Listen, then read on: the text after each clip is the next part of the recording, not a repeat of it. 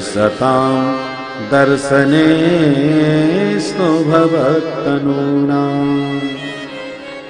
हे प्रभु, हमारी वाणी सदा आपके गुण गाती रहे, कान आपके कथा सुनते रहें, हाथ आपकी सेवा करते रहें, सिर आपके चरणों में प्रणाम करता रहे, मन आपका स्मरण करता रहे, इन आंखों से आपके रसिक संतों का और आपके सुंदर देवालयों में श्री विग्रह का ये नेत्र सदैव दर्शन करते रहें, अथवा इन संतों में ही हमें आपका ही विग्रह दिखाई पड़े, ऐसी कृपापूर्ण दृष्टि हमें प्रदान करें। और ऐसे स्तुति करते चले गए। अब वृक्षों के गिरने का शब्द नंद बाबा के कान में पड़ा, भाग करके भीतर आए और विलोक्य नंदः प्रहसद वदनो विमोचः। हंसते हुए नंद बाबा ने लाला को तुरंत बंधन मुक्त कर दिया। पर इस दुर्घटना से बहुत चिंता में पड़ गए नंद बाबा। बाबा नंद ने तुरंत आपातकालीन मीटिंग बुलवाई। ब्रज के समस्त गणमान्य गोप इकट्ठे होके आए। कहो बाबा, कैसे याद कियो? नंद बाबा बोले, भैया आज हमने निर्णय ले लियो कि आज के बाद या गोकुल में एक भी रात नहीं रहेगी। अरे बाबा, ऐसी क्या बात है गई? नंद बाबा बोले, आज हद है गई। मेरो लाला जब से पैदा भयो है, आए दिन कितने संकट या छोरा पे आ रहे।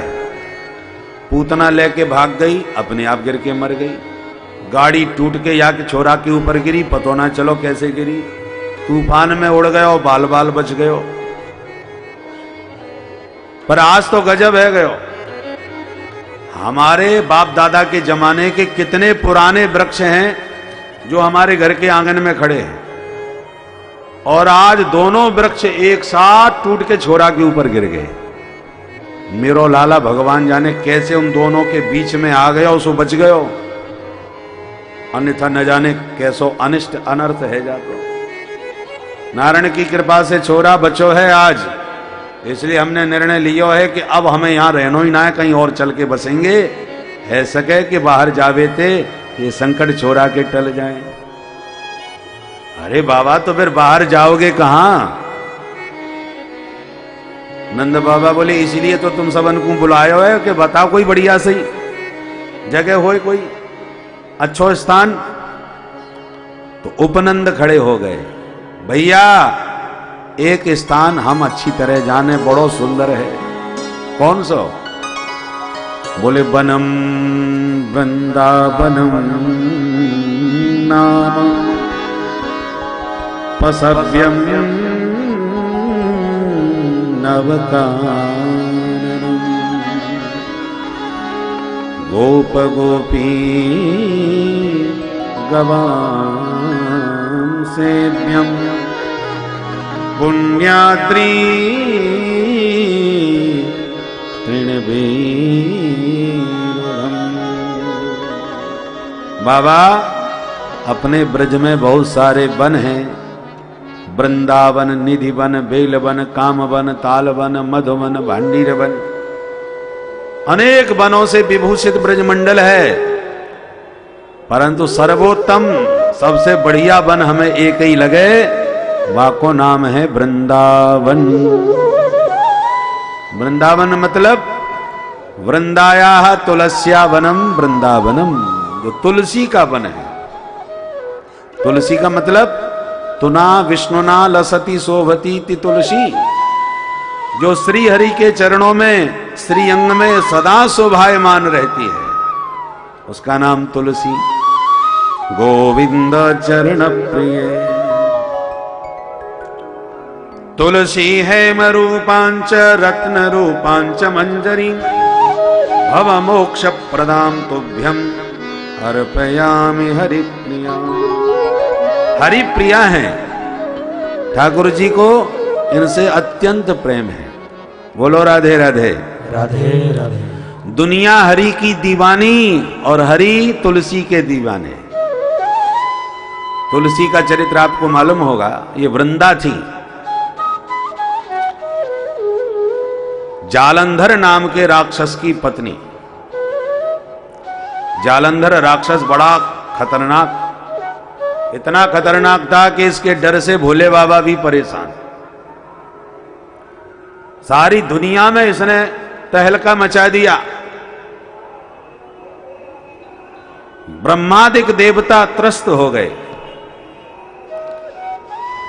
कैसे मरे? पता चला एक ही उपाय है। क्या? ये तभी मरेगा जब इसकी पत्नी का पातिव्रत भंग होगा, क्योंकि इसकी पत्नी वृंदा देवी बड़ी सती साध्वी है और अपने सुहाग की रक्षा अपने पातिव्रत के प्रताप से करती है। पर इसका जो पति है वो महाराक्षस है, महादुष्ट है, न जाने कितनी सती साध्वियों का सील भंग कर चुका है। ये राक्षस है, मारना बहुत जरूरी है, पर सुरक्षा में पतिव्रता का व्रत है, उसकी वजह से ये मर नहीं सकता, वो सती साध्वी है। तो अब क्या किया जाए? कवच जब तक नहीं टूटेगा तब तक दुश्मन नहीं मर सकता। तो जालंधर राक्षस का कवच उसकी पत्नी का पातिव्रत है, तो ये व्रत तोड़ना पड़ेगा। कभी कभी जब धर्म अधर्म का कवच बन जाता है तो उस धर्म के कवच को तोड़ना पड़ता है। बोलो राधे राधे। राधे राधे। पितामह भीष्म महान धर्मात्मा हैं, 12 महाभागवत हैं, पर दुर्योधन जैसे दुष्ट का कवच बन के खड़े। तो कवच भेदन करना पड़ा कि नहीं? सरसैया पर सुलाना पड़ा भगवान को। भागते हैं तो भक्ति का भी फल मिलेगा। और प्राणांत काल में दर्शन दे करके भगवान ने उन्हें सदगति प्रदान करी, ये भक्ति का फल है। परंतु यदि वह धर्म अधर्म का कवच बनेगा तो उसे गिरना पड़ेगा, उसका परिणाम अलग से भोगना पड़ेगा। तो पातिव्रत धर्म बहुत उच्च कोटि का है, किंतु आज अधर्म का कवच बन गया है, जिसके कारण राक्षस दुनिया को त्रस्त कर रहा है। तो भगवान ने उस वृंदा देवी के व्रत को भग्न करने का विचार बनाया। जाकर के उससे प्रेम का प्रस्ताव रखने लगे, उससे प्रेम की बातें करने लगे। वृंदा इतनी कट्टर पतिव्रता, उसने भगवान को फटकार दिया, दुत्कार दिया, भगा दिया।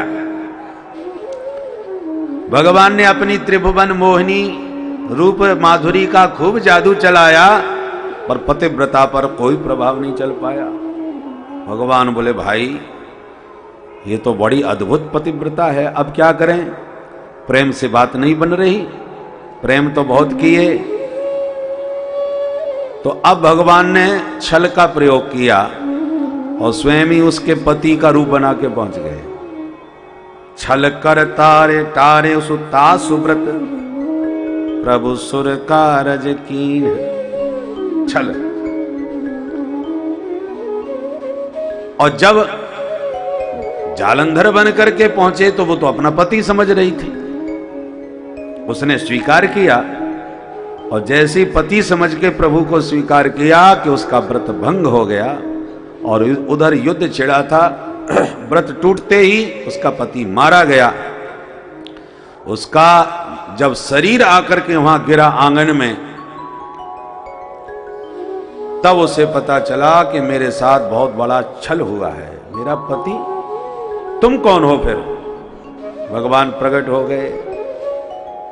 अब तो वह वृंदा देवी क्रोध में भर गई। छलिया, मेरे साथ तुमने धोखा दिया, छल किया, शाप देती हूं विष्णु, तुम पत्थर हो जाओ। क्रुद्ध होकर के प्रभु को शाप दे दिया और उसके शाप से भगवान शालिग्राम शिला बन करके गोल मटोट शालिग्राम बन के तैयार है गए।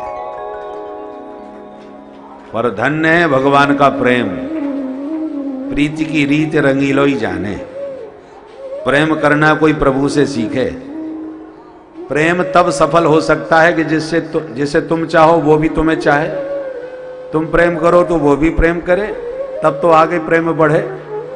और यहां तो भगवान उसको प्रेम दिए जा रहे हैं और वो घास भी नहीं डाल